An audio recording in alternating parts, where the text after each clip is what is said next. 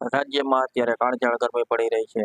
મે બાદ જૂન મહિનો પણ સતત રીતે તપી રહ્યો છે. તાપમાનનો પારો 45 ડિગ્રીથી વધુનો પહોંચી રહ્યો છે. રાજ્યના લોકો અસહ્ય ગરમીથી ત્રસ્ત બન્યા છે. ત્યારે હવામાન નિષ્ણાત અંબાલાલ પટેલ વરસાદ અને ચોમાસાને લઈને મોટી આગાહી કરી છે.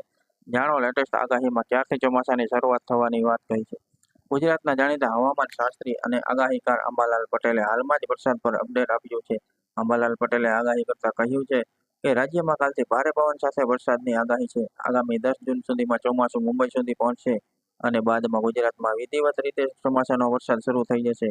મુંબઈમાં ભારેથી અતિભારે વરસાદ પડવાની અંબાલાલ પટેલે શક્યતા વ્યક્ત કરી છે. એટલું જ નહીં, 15 જૂન સુધીમાં રાજ્યમાં ચોમાસું પહોંચવાની શક્યતા છે. આગામી 17 જૂને અરબ સાગર બંગાળની ખાડીમાં વેલમાર્ક લો પ્રેશર સર્જાશે અને 22 જૂન સુધીમાં મોટાભાગના વિસ્તારોમાં વરસાદનું પ્રમાણ વધી જશે.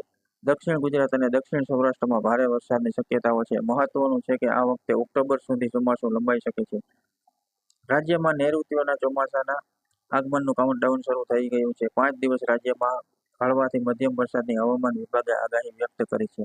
હવામાન વિભાગની આગાહી અનુસાર દાહોદ, છોટાઉદેપુર, ડાંગ, તાપી, નવસારી અને વલસાડમાં હળવાથી મધ્યમ વરસાદ વરસી શકે છે. જ્યારે શનિવારથી મંગળવાર સુધી રાજ્યના મોટા ભાગના જિલ્લામાં વરસાદની શક્યતા વ્યક્ત કરવામાં આવી છે. કઈ તારીખે ક્યાં વરસાદ પડશે? 8 જૂન દાહોદ, ઉદેપુર, ડાંગ, તાપી, નવસારી, વલસાડ. 9 જૂન પંચમહાલ, દાહોદ, છોટાઉદેપુર, નર્મદા, ડાંગ, તાપી, નવસારી, વલસાડ, અમરેલી, ભાવનગર, ગીર સોમનાથ, દીવ. 10 જૂન ગાંધીનગર, અરવલ્લી, ખેડા, અમદાવાદ, આણંદ, પંચમહાલ, દાહોદ, મહીસાગર, જૂનાગઢ, અમરેલી, ભાવનગર, ગીર સોમનાથ ને દીવ.